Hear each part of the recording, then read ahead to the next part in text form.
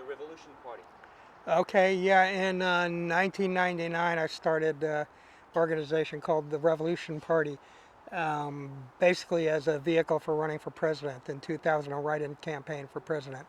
And I can't remember what our 15-point platform was actually, because I haven't been taking my memory drugs lately.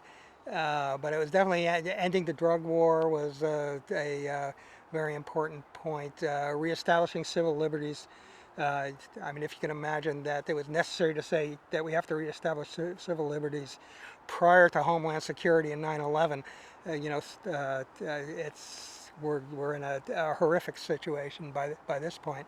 Um, God, I can't remember what all the platform points were, but I mean the idea was that it was kind of a melding of left and libertarian and kind of anarchist positions, but uh, uh, with the idea that the state could, the government could drive some positive change with a specific set of policy points of which I don't remember, but I plan on actually extracting those documents and publishing some publishing them somewhere and then annotating it and commenting on what my mistakes were and how things have changed and so forth. I think the open source party is more about process than it is about a set of specific policy points. I think it's a question of being able to establish a framework within which people can have an effect on policy. People vote for representatives, but policy is made by the politicians in combination with lobbyists and the people who pay for the politicians and put them in office. Um, and we think that by creating an open source party and by encouraging democratization of policy ideas through internet connections, we can help people become sophisticated enough and powerful enough to start making their own policy suggestions. And you get a situation like here in California where we're supposedly having a water crisis, and there are a lot of technological possibility for dealing with the water crisis. There are a lot of uh, non-tech kind of close to the ground solutions for dealing with the water process, and there are a lot of brilliant people who could network these things. And instead, Governor Jerry Brown, who used to be interested in these sort of fringe ideas and interested in getting all kinds of voices, just in a very high-handed fashion, just came out and made a bunch of rules, uh, basically forcing individuals to stop using water by very large percentage points, while allowing big agribusiness and uh, yeah, the what kind of nuts are those?